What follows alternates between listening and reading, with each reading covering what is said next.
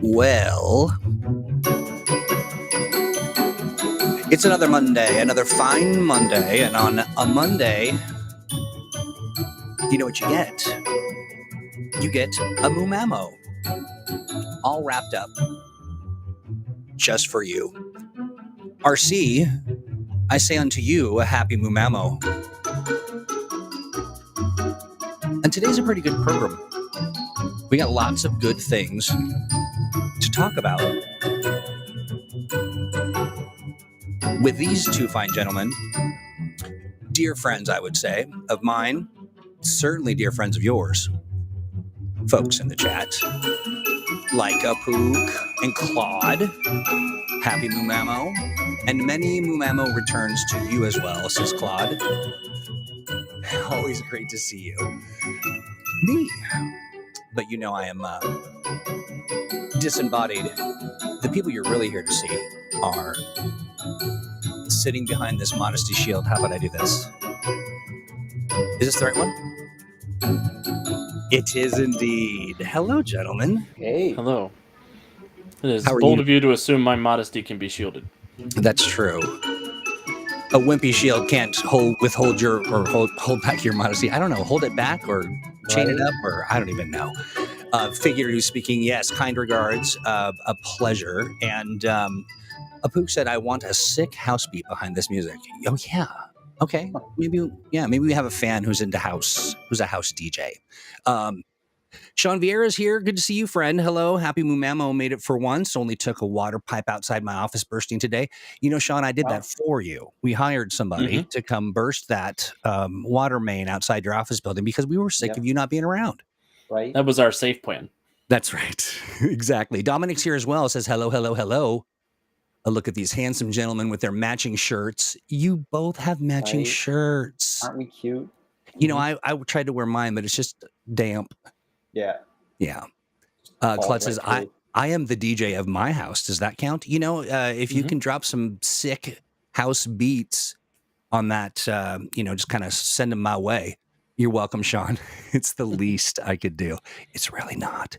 Let's see. Nate Robbins says, Steve and Alex and DT. That's me. But regardless of name changes, I'm happy to be here. Good to see you. Yeah. So kind regards. Who are you now? You were, you're Glyph. Glyph. Listen, Glyph is a good friend. Glyph, I will let you know, Glyph is waiting very patiently for their interview. We did a great interview for the drafting table and ran into some Adobe issues. Imagine that. What the heck, Adobe? I know. This stream not brought to you by Adobe, as is nothing else. They worked actively against us. Actively. Simon's here too, says, good evening, everyone. Dominic says, can't wait to dig into this topic. Going into hero history is one of my favorite kinds of stories. So we ought to do just that. Before we do that, but on the way to, it's adjacent to that, I want to say, thanks, Claude. Hang on.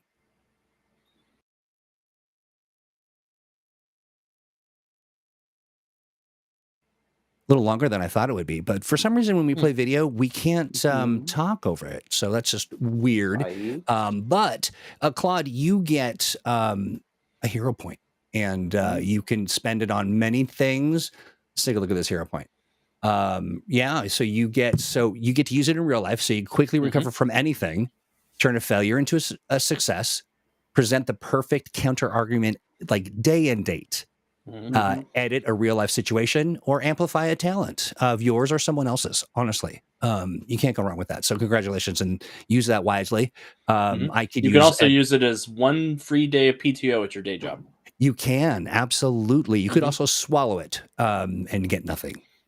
But I leave it up. We leave it up to you. But we thank you nonetheless, because Claude picked this for us during our famed planning meeting, which is a big bunch of fun. And we've got one coming up, actually. I can't believe it. We're almost to the end of our planned episodes. We are. How do we keep running out of plans? Right? I know. They're just so well constructed. our plans and implemented, and we have a good time, and we thank you. So here we are. Alex, describe what it is that we are discussing today. So, one of the primary things in superhero settings is the idea that there are superheroes who existed previously who have passed on their titles, their powers, their responsibilities to a younger person, or somebody who has been inspired by a previous character taking up the torch of a hero who's retired or who has been killed.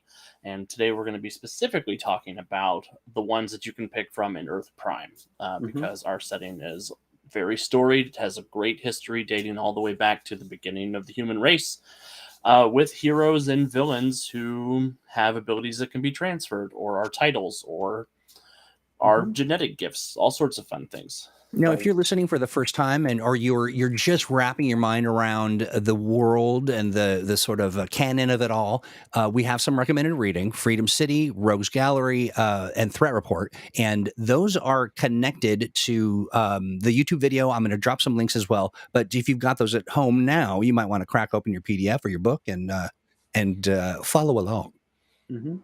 Yeah, particularly on page 68 of the Freedom City Sourcebook, 3rd edition.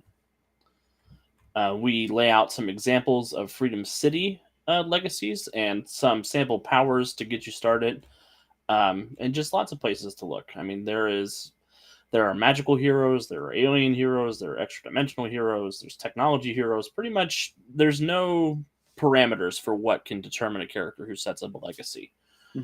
Right. You know, I just wanted to add real quick. Both Dominic and Abel are talking about. So Dominic says a player I regularly run for has a character who's the newest Scarab, and one of my favorite things to do is come up with new historical settings for him to visit through psychic flashbacks. Fun. Super fun. Abel says I have a fun little thing going with another player where I play a more established superhero and he plays her son. It's led to some nice drama and some really helped both characters develop. That's great. Yeah, exactly. Scarab is just the example of the character that Ken Pham is talking about, a legacy hero who reincarnates. Alex, what page was that again? Page 68. 68. Yeah, well, that's a little bit of page 68, and then it starts in proper on page 69. Nice.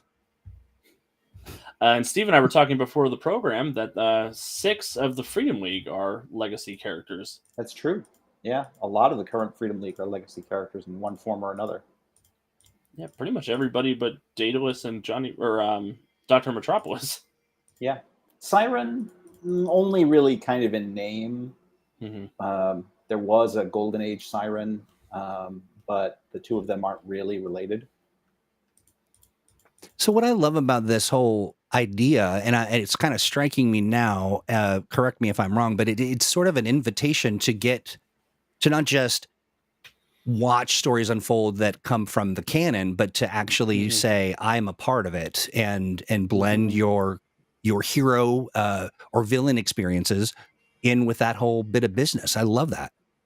Yeah, it really adds a depth to your setting when you're building characters who have legacies. There are past events you can draw on. There are inherent drama. There are villains who might come out of the woodwork who are mad at the previous iteration of that character. There's a lot of great storytelling and gameplay opportunities when you build spots like that for characters.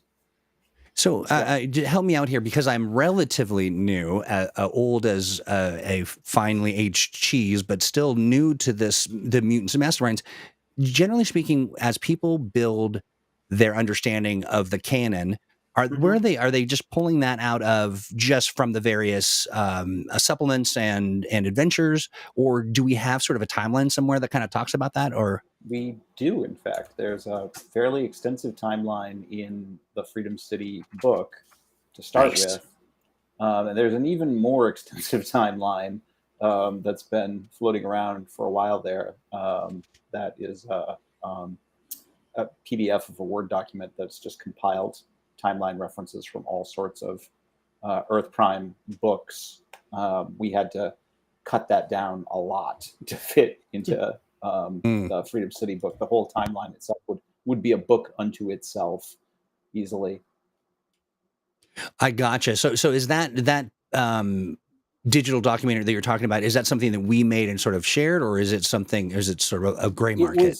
It was originally fan made, but I went through and edited it and made sure it was all accurate and the like. I probably got a copy of it. I think we still have a PDF copy of it somewhere, but I'll find it. Nice. Okay, awesome. Well, there we go. Look at that. The cool thing about Steve is every file he ever receives just lives on his computer forever. I pretty much have every digital file I've ever had still somewhere. Good for you. That's a feat. But yeah, I mean, the notion of legacies pretty much started from the history of comics, just from the way they produced different generational eras of characters. And when, particularly when DC Comics went from the golden age to the silver age of comics in the late 50s, DC basically sort of relaunched a bunch of their characters and just essentially made completely new characters that had the same names as characters that they had published in the 30s and 40s. Then later on, writers said, hey, those previous characters actually still exist. And, we got into the whole idea of a multiverse. And then you got as things went on, and now comics have a, almost 90-year publishing history. You have further generations of characters who are coming along with the legacies of their mentors and predecessors and the like. And that's something that we wanted to reflect in Earth Prime as a setting, is in its history talking about characters who were generational, have been around, and have passed on their name or their legacy or their mantle to their successors. Like Wolverine's daughter. Yeah. Yep. Like X-23. Wolverine's. Yep.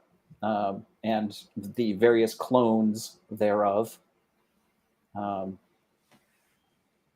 The extended Superman and Batman families these days. Back in the Bronze Age, there used to be comic books called Superman Family and Batman Family. In fact, that's Temp says, does the Bat Family count as an example of heroic legacy? Yeah, absolutely, definitely. Yep, and there's just it's just a fun way to keep characters around. And I want to know if the Golden Age Johnny Rocket had a metal helmet. I want to say he did not. I think his costume was actually very similar to modern Johnny Rockets, but it's in blue. It's in that blue and white design. I want to say we have maybe two illustrations of him in Golden Age. But I love the Golden Age Flash's Mercury helmet, but I thought giving Golden Age Johnny Rocket a winged helmet was just too on the nose. Right. It would have been fine. Jonathan Rocketeer, says Claude. Is his full name, yeah. RC says, Secret Crisis on Infinite Earth Primes when? Whenever Alex decides he's tired of Earth Prime and wants to reboot the whole thing. I'm blowing up the setting. I like it. It. Gosh, I gotta say, friends, if you just want to check out the depth and breadth of the Mutants and Masterminds library in the Green Ronin online store, it's really awesome. Like, there are quite a few, and of course, we've compended a lot of things together, but Aesthetic says, when geez, that's a different story, a different character. It's just comics met. Wouldn't it be cool if they could get together? Yeah, the multiverse was born. Yeah. Absolutely. Pretty much. Yeah, absolutely. And there was that moment, the lamented moment in comics where you had to buy all of the titles to get the one story. Yeah. Secret when Wars, comic book publishers discovered the concept of the crossover. And the collector, like really, leaning into the collector and the collector's stuff. Market. Yeah. Yeah, that was a whole thing. Oh, they had me bad as a kid, for sure. Okay, so That's why we need some M&M comic books eventually. right, yeah. I mean, that is. I mean, I wouldn't say that too loud because the people in chat will be listening and they'll start clamoring for it. It'll be a mess. But okay, so when we're telling stories, there are the obvious sort of I'm the daughter of this person. I mean, even that's a very complicated situation when you think about Wolverine and and his daughter and all that. But what are some scenarios, and what should GMs and players be prepared to kind of do mechanically to support that? I think it's important to remember that it doesn't always have to be a child or a direct blood relative. It can just be somebody who's a big fan of that character, or can be even the powers don't have to be related, similar to Miss Marvel and Captain Marvel in Marvel Comics right now. And I think if you're starting as the new version of a legacy character, you have to decide if you want to be a younger hero who's less powerful, looking up to that mentor, trying to build into it, or it is an escalation of that power set for a modern era comic story. Sort of like how the Flash of the 1940s isn't as fast as the Flash now. Yeah. An evolution of power and just technology and the whole thing. Ken Pham says the key thing about having legacy characters in your game is that you got to give them some time to flex their status and connections. It really makes the player feel great. That's part of it, isn't it? Yep. Yeah, absolutely. Yes, absolutely. And it's both playing up the fact that legacy comes with both advantages in the term of you're already working with a really well-known name. You're somebody who's a beloved figure in some ways, but also the drawbacks of you're dealing with all of that legacy's baggage, and you've got a lot to live up to. I mean, if you're the latest version of this long-term hero, and everybody has expectations on as far as what you're going to live up to.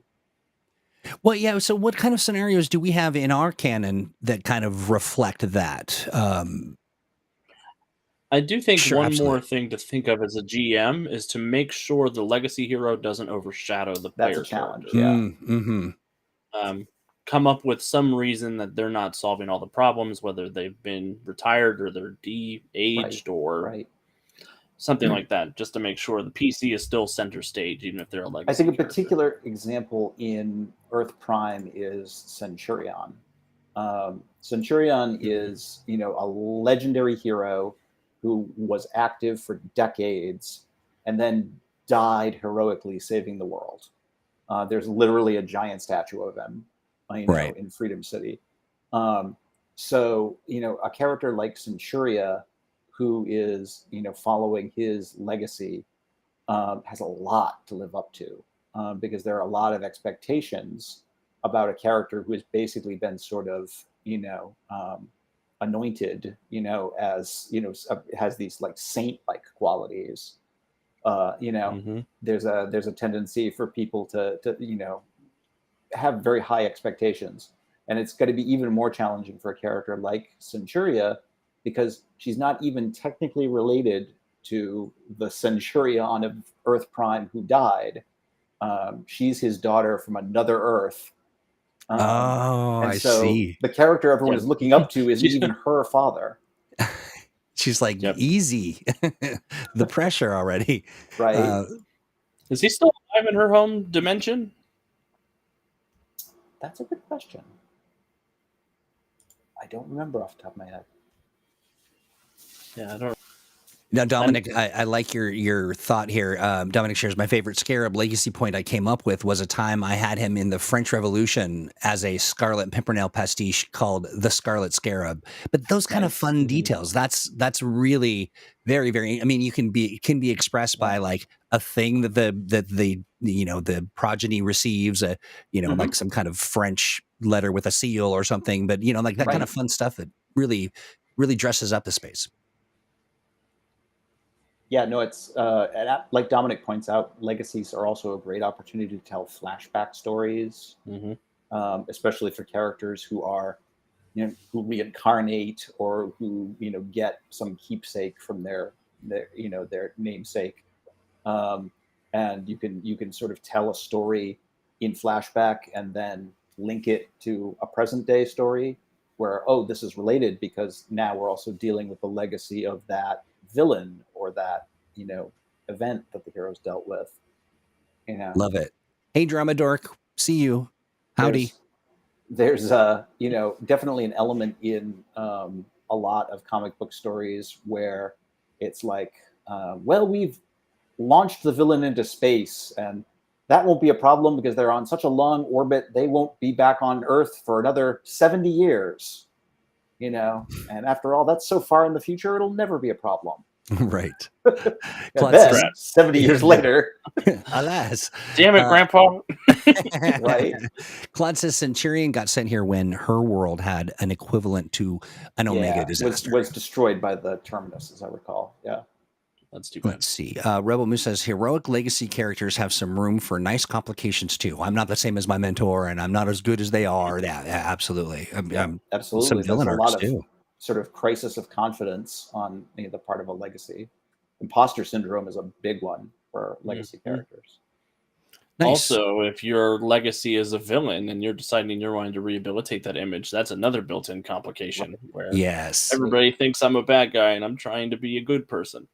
Right. I'm doing all these good things and people still see me as the grandson, daughter, cousin, uncle. Let's see. Simon says, one of my characters, Griffin the Angel, is a direct descendant of codename Griffin of Q Company, a World War II hero, who was known to use a wing pack like Hawkman and use a prototype railgun. Yeah, I love that.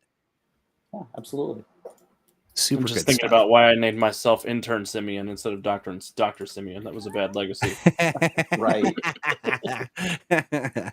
Well, so what are some, the possibilities really are endless, especially when you tie in all of the family, the familial complications, and I'm not even from this, I don't even go to this school, that kind of thing. Mm-hmm. But the other thing that it seems like there's an opportunity to really, you could even do something like where someone embodies the actual soul or spirit of someone in the past. And what are some other creative, interesting ways that folks can kind of explore this heroic legacies idea?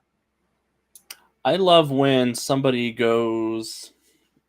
character goes back in time to help their ancestor and they wind up creating the circumstances that give them their power in the future. Ooh, that's great stuff. That's very cool. Super cool. You can definitely do legacies that involve the passing of an item of some kind, especially if the hero gets their powers from a device of some sort. It could be, that the ancestors, magic wand is passed down to succeeding characters, and they may keep some of the same motif or they may not. But they basically have similar powers, and depending on what the device is, they may even know how to use it in different ways that their ancestors didn't. So far as that goes. Right. So a question. So some of the, I know that in the canon and the lore for Mutants and Masterminds, we've got somebody trapped under a mountain somewhere, right?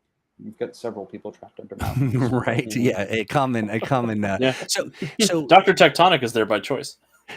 Well, so my question is, for those, let's say the storyline is that's, whatever that, 5 of them are unleashed from their mountainous prisons.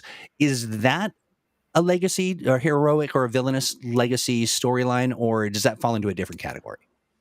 It can be, depending on, if it's the scenario of, our predecessors trapped this villain, and, that was that. But now, a generation later, the villain has escaped, and they are out for revenge, and we are the obvious targets because, we're the successors of the people who trapped them. That's a classic sort of legacy story. Yeah, that's the plot of that Ghostbusters movie with Paul Rudd in it. Right? Is exactly. it? Yeah, the ghosts are trapped into the mountain by Egan, and his granddaughter has to put them back in when they get out. Right. Gotcha. Now, when a GM is working with these legacy stories with their players, what are some of the things to consider? How do they get together and not let all of the plot out and all of the things that are coming up for, you know, both the player and the people around the table, and how should the GM negotiate that kind of? I think it's important to let the players drive that. Mm-hmm. They they'll tell you what kind of complications they want related to their legacy, and that tells you a little bit about some of the story beats that they sort of want to play with.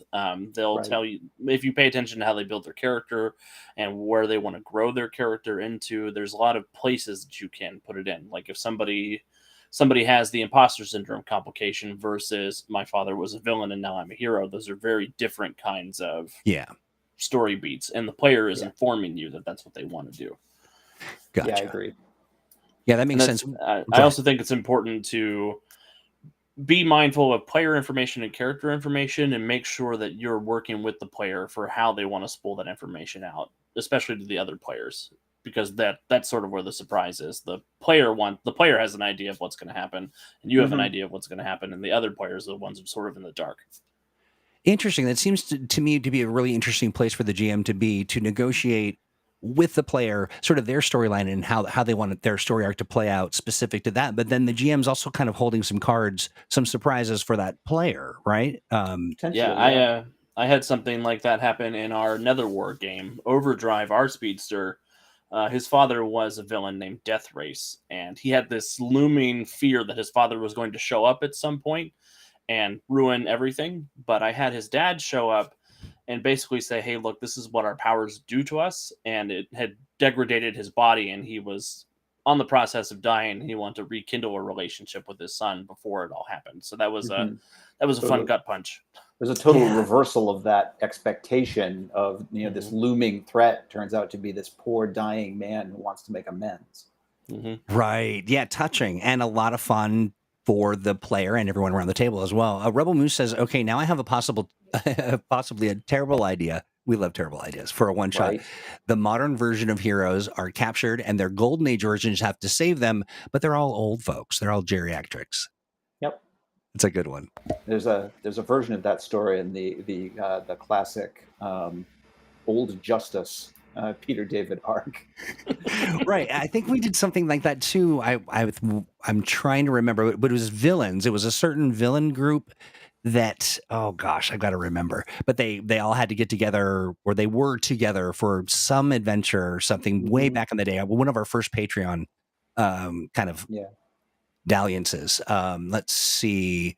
A complication could be a rivalry with an NPC hero who claims to be the true legacy. Oh Yep. yeah, Mhm. who Sure. has a Well, that's different. that's Yeah. absolutely the thing is you can get rival legacies, especially when you have multiple potential inheritors of Mhm. things, Timelines and other, realities. Absolutely. Yeah. That's What the heck, Jason Todd?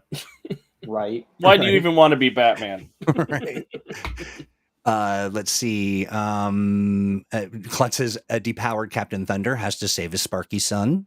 Yeah, Hmm. I like that. Captain Thunder would go for it too.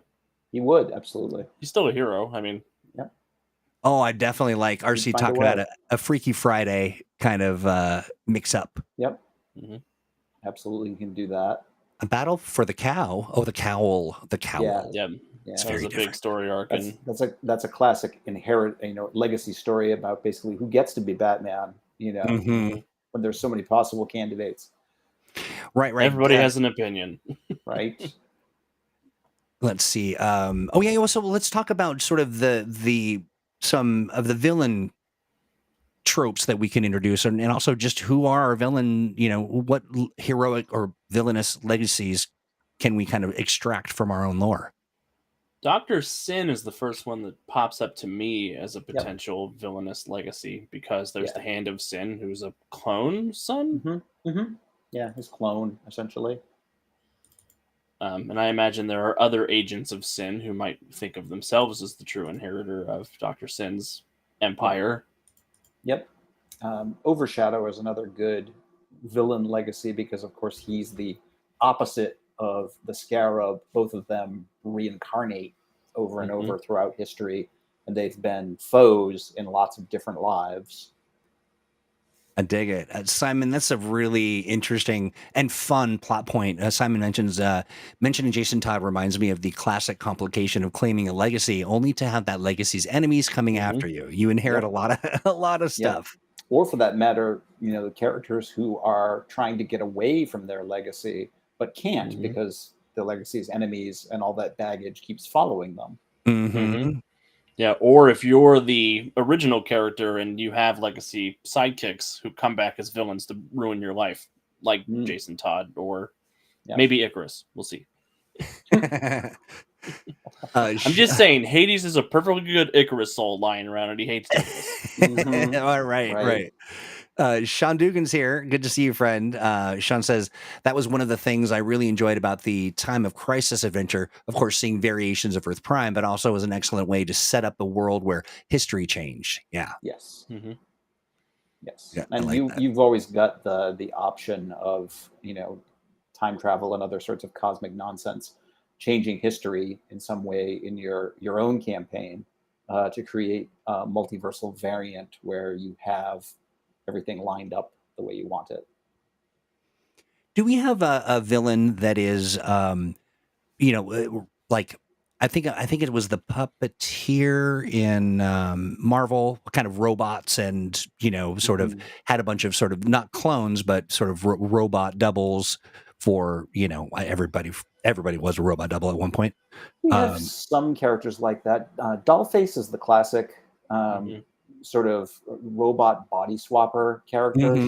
She's essentially a disembodied intelligence that can inhabit all of these various artificial bodies, and is probably the best example of that kind of character, and definitely has a lot of interesting legacy potential because she's been around forever, and body swapping all along. There are a number of other characters who are similar in some regards, but yeah, I like that. Apook shares Madame Guillotine is a great example of a rival villain hero legacy. Indeed. Let's see, the Modern Sportsman, Princess Poison, Mad Machinist are all villainous legacies. Why Rogues Gallery is a particularly good example because there are a lot of legacy characters. Rogues Gallery, at least a good portion of it, drew inspiration from a bunch of legacy character notes that I wrote down early in the development of Freedom City. There were just references to throwaway references to characters that a lot of the Silver and Golden Age Freedom City characters met up with, and a lot of the writers took some of those and ran with them to do modern legacy versions of those characters. Nice. Then I was silly and had no idea about the setting, so I just made up a bunch of cool stuff. We made up a lot of original characters for Rogues Gallery as well. That's awesome. Hey, Jonesy mentioned something that kind of sparked a thought. Jonesy says, when I ran DC Adventures, I gave the hero's bonus power points if they made legacy characters. What are some other ways that the GM can kind of encourage that kind of activity? Other ways to reward or prepare or. Yeah, it could be free advantages like connected or well informed, but you have to go to the legacy person to actually use the advantage. Could be circumstance bonuses when interacting with people or circumstance penalties when interacting with people. Yeah. You can give them a headquarters for free or other interesting vehicles and things like that. That's actually a great example, is giving legacy characters a bunch of resources like a headquarters sort of like. Oh, yeah. I dig that. That's great. Let them know they've got free enemy complications. Right. So they'll get a lot of extra hero points. Lots of hero points. Right. Yeah. I like that. Let's see. Claude says, I'd love to see a game where fans of the Earth Prime setting play a reimagined version of the setting's heroes in a sort of reboot universe. Yeah, rebootiverse, I think is what Claude was calling it. Indeed. New 52 style. Yeah. Yeah, I love any time that you take a name of a famous character and then just completely reimagine what they are. They have the same name. Yeah, the tangent trick that DC did. Yeah, Batman, but he just has a club. Right. He's, baseball fanatic. Right, exactly. Superman has a Campbell sponsorship. So goodness, why? All right, so I love it. Let's see. RC says, or your clone tries to be your legacy, but you're not quite dead yet. That's a good one. That happens. That is a great idea. That happens. You get the classic, like especially villains, who have set up, contingency plans for if they're killed or taken out or something like that, and one of them goes off early. Like, oops! now I've created my own rival. Damn it! He knows all my passwords. Right. I like that. I like that a lot. There's also the whole unretirement. Like you got to talk the hero who's just burnt out and out on something, working the soil somewhere in some faraway place because they just can't handle this superhero stuff anymore.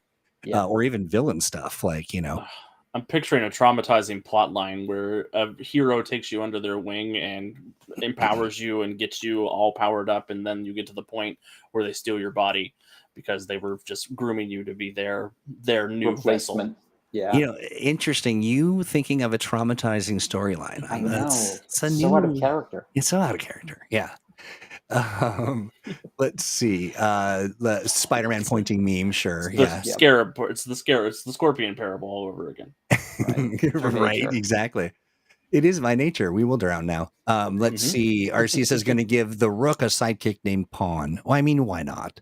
In for a penny, in for a pound.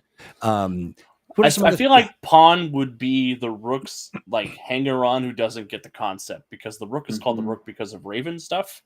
Right. Not because of chess stuff. Right.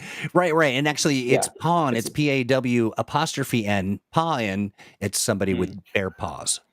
That's their power. Right. I thought I had the right to bear arms. Right. When I said... Not the rest of the bare body, just the arms. Yeah. Yeah, exactly. I went down to my local politician's office and I demanded my bare arms. And all they gave me was a copy of the Constitution. Let's see. Looking at this, maybe that would be a good polling question for next time, is which character that is right now not in a legacy that could be in a legacy. Well, so we talk about a lot of that in Freedom City. There are still a bunch of open legacies. Beacon is one good example. The whole Lightbearer legacy has been left pretty open at the moment in terms of a new inheritor of that. And we try to do that with a few other characters. And we certainly talk about the idea that the Scarab is another one, which is an open legacy that we haven't like fixed down with a new Scarab character. But we talk about the fact that other characters are also potentially just sort of placeholders for their legacies. If you want, there's a whole sidebar in Freedom City saying if you want somebody else to be Earth's Star Knight and take up that legacy, you can just, here are the various ways you can remove the existing Star Knight character and give that legacy to somebody else. Yeah, I like that we leave room for custom characters to fill those spots. And it's kind of a signature of Mutants and Masterminds, just that sort of, there is the canon, there is the construct, but it's meant to be deconstructed or utilized for fun. Yeah, exactly. And you want to walk the line between providing interesting lore and background and supporting characters and making the setting feel overcrowded and that there isn't any room for any of the player character heroes. Right. Yeah. John, you bring up this is a great idea. There's also the storyline where a mentor decides that the legacy isn't worthy after all and should relinquish that role forcibly if need be. That's great. I did that in Nether War. Eldritch was preparing another person to be Master Mage, and no, they don't have the right temperament for it. So, took away their magic and took away their memories of that. Awkward. It is a little awkward, but good they took away the memories. I mean, otherwise he'd be kind of creating a new villain, or that's what wound up happening. Is she held on to her, but unfortunately, that doesn't always take. Right, that's she got her magic back, and then I killed Steve on stream. We laugh; it's fun. Let's see. RC, the best way to avoid a guillotine is to have a friend named Sydney Carton. Yeah, that is a joke just for you. And any Dickens fans in the Oh, audience. we're all Dickens fans. I'm looking at it's funny, when you say Madame Guillotine, and I have a totally different take on that character. I'm imagining, what is the storyline behind Madame Guillotine? Gosh, I have to remember that off the top of my head. Basically, a legacy from another Golden Age character related to Lady Liberty. And, I see. The sort of the contrast between the American and French revolutions. Right. I love it. That's great. Let's see. Looking at this. Yeah, she really sucks. She thinks that she should be Lady Liberty. I said she really sucks because she thinks she should be the host of the Spirit of Liberty, and Right. she doesn't think our current Lady Liberty should for transphobic reasons. Worthy. Oh, Yes. boo. What is her well, she's awful then, but also she's a villain, but what does she do? What is her power? As you might imagine, it involves a lot of sharp things. I imagine. That's exactly what I'm imagining. She just walks around and lopping people's heads off. She is quite cutting. I love it. Sean Vieira says Beacon is one of my faves. Yeah. Nice. Thanks. I'm glad to hear that. Good stuff. Let's see. She is, in fact, the worst. Claude says, yeah. Yeah. Sounds like it. Yeah. But that's another great example. She also has the ability conflict to over make legacy. people. Yeah, she also has the ability to inspire people to act on mob mentality. Oh, gosh. Interesting. Yeah, so if you want a kind of a modern twist in some of the, dealing with like kind of, that's right in that wheelhouse or that milieu. Ken Pham says you could take a Scott Pilgrim approach where it's like, if you truly want to be my student, then you need to beat up my 11 ex Defeat students. my previous, Yeah. right, all my previous failed students. Yeah. Oh, I like that. Yeah. Each one stronger than the last. I like that. It's one of those Zen heroes who's like, the journey was the journey. The journey was the journey after all. Right. You have become powerful enough after defeating my students that you don't need my validation anymore. John says Madame Guillotine, okay, inherited the power of Lady Anarchy from Anti-Earth. I gotcha. So is Anti-Earth still in play? Is it an Earth that survives? Oh, yeah. It's around.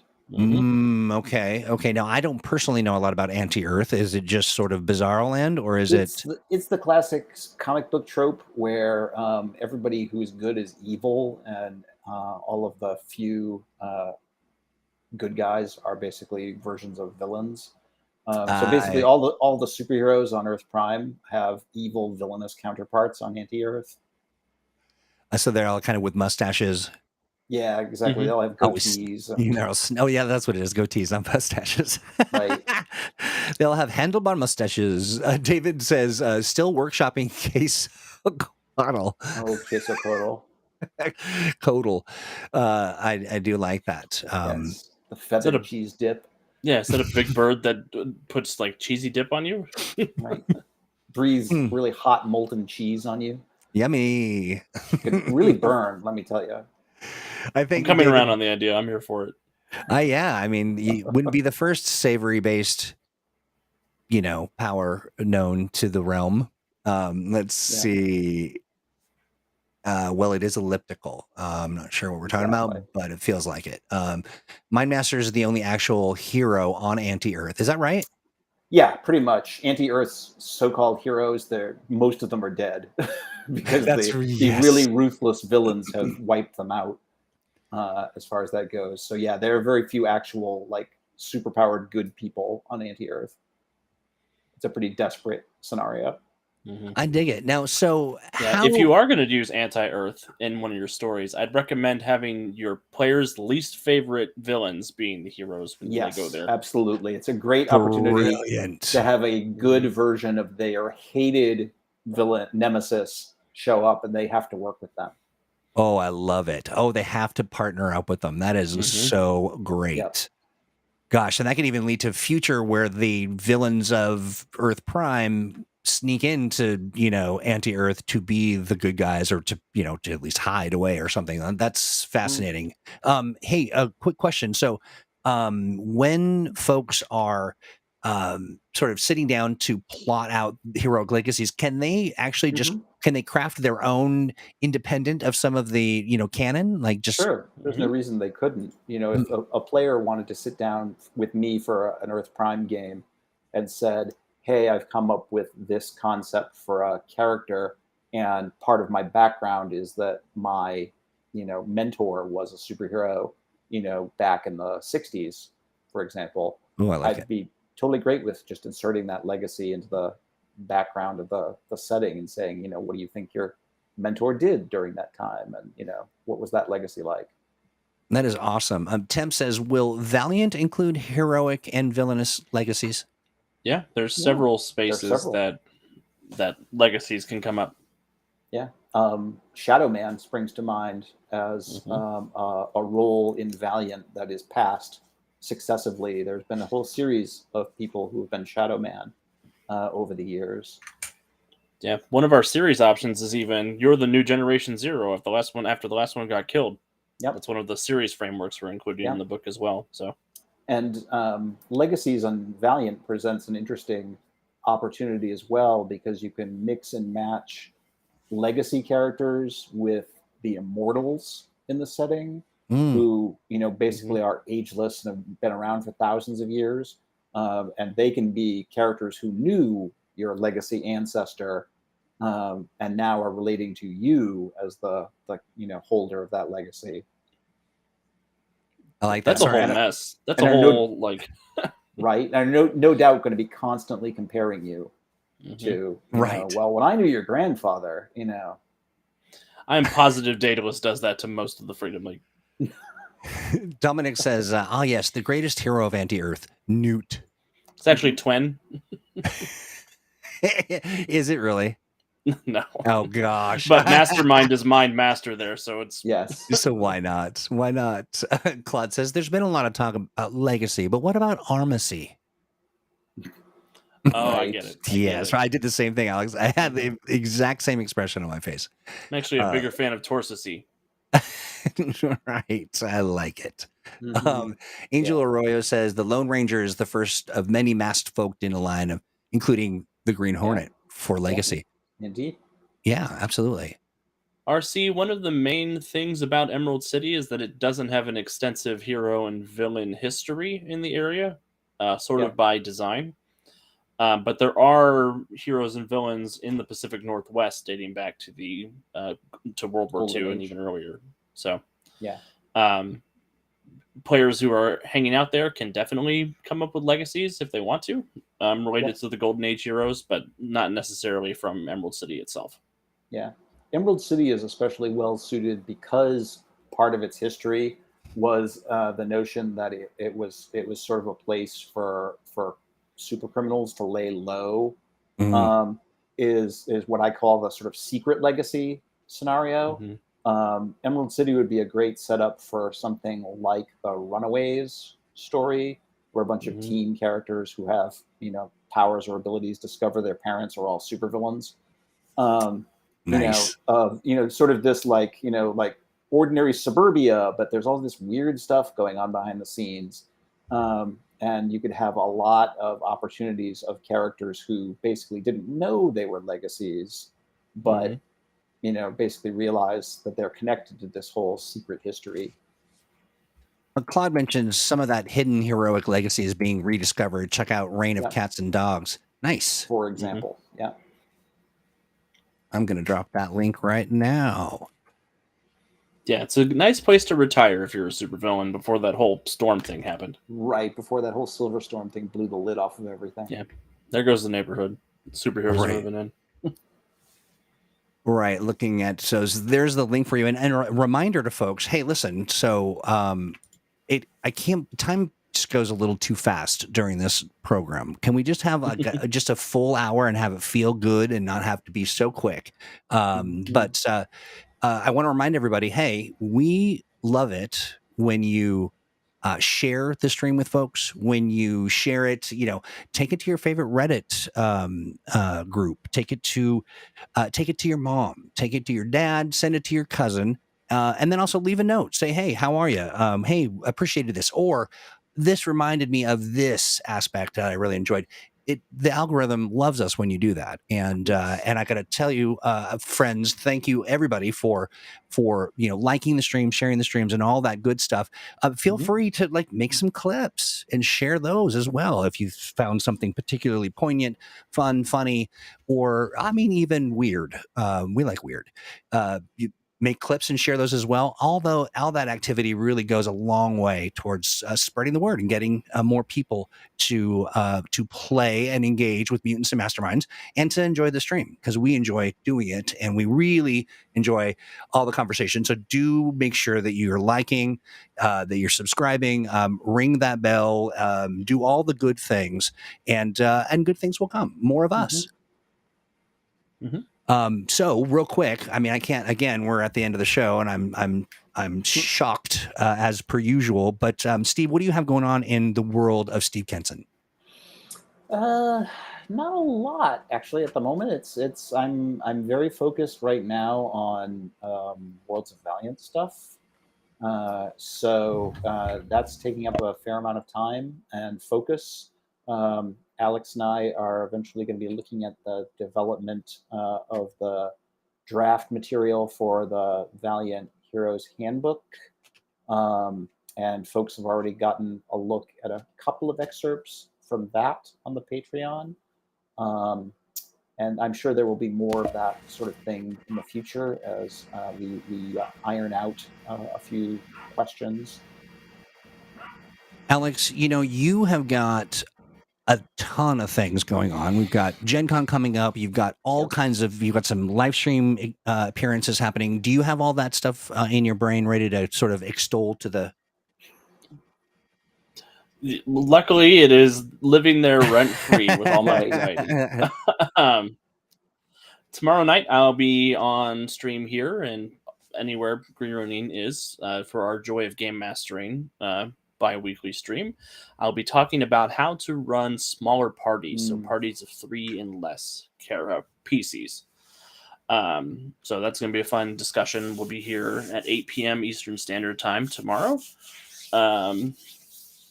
Wednesday, I'll be back for Freedom League Dark and the Multiverse of the Master Mage over at twitch.tv/Untold Stories Project, where we're finishing up our time in the Marvel Universe. We're going to fight the Scarlet Witch and God Emperor Dr. Doom. So it's going to be bad for everyone. It sounds like a mess, but I love it. Yeah. And my Gen Con events are almost sold out. Nice.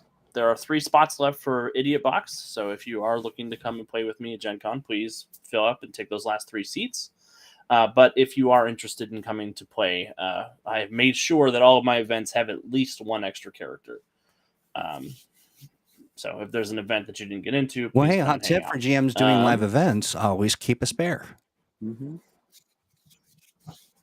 If you're comfortable running with more than 6 players. Right. Yeah. If you're a glutton for punishment, get it. Yeah. You got something going on with Rem, don't you? I think that's everything I've got going on. You got something cooking with... I do. So we are preparing a playthrough of Emerald City Knights, sort of in honor of Event Horizon coming out. So we're going to be taking some new heroes through the Silver Storm and through all the horrible things that happen in Emerald City during that event. There's some really cool characters being come up with. There's a barista who has the ability to make drinks that give powers to other people. A speedster who's good at running into people. Okay. And one of the characters has given me permission to give them their powers. Oh, so no. I have some really cool powers in store for them. That is something else. Yep. So looking forward to seeing which of them gets to punch Lord Etheric first. Yes. Lord Etheric is such good villain design because every person I introduce Lord Etheric to hates him immediately. Yeah, he's just one of the most punchable bad guys. Love it. The worst. Absolutely love it. The worst. Hey, let's see. I'm feeling like I'm forgetting. Why do I feel like I'm forgetting something? Am I forgetting something? Astonishing Adventures Assembled is on for pre-orders. Thank you. Yes, that's exactly what I was thinking of. It is, and it's pre-order great. You get the PDF. You get the PDF right for $5 that you can download today. So Definitely. That is exactly what it was. Thank you so much. Let me drop that link for you. That is great for those of us who have impulse control issues and cannot wait to read a product. Exactly. So Mhm. I'm going to drop the Astonishing Adventures Assembled link and to the pre-order and $34.95. Is that right? Wait, that seems cheap. I guess it is that. Okay, I guess it is. It is a soft cover. That's So right. And then that when may you look, affect things. yeah, and when you look at, I mean, that's just such a great deal. But when you look at the pre-order, you'll see the paragraph that just says, "Hey, if you can't wait to get your hands on a copy, do the $5 PDF, and you get it right away." Yep.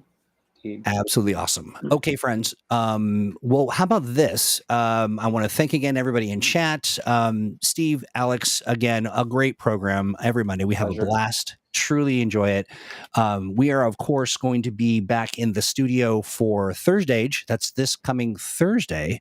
Same time and sort of same place. We just kind of swap out all the skin suits and got to hose them off and do all the good stuff. And then we'll be here to talk about that stuff. We got some great Age Creators Alliance news. We've got just good things. We are working on a special guest. You know, a lot of people over the course of the last few months have been adopting at a good clip age games and Mutants and Masterminds as well. We've got new live streams popping up, all kinds of great stuff. And so we're going to try to highlight a lot of that in the coming weeks. In the meantime, are you a streamer? Are you streaming? Are you doing some Mutants and Mastermind stuff, or would you like to? Send a note to let's play at greenronin.com. We love us some streamers. We have a lot of fun. We support you with pricing.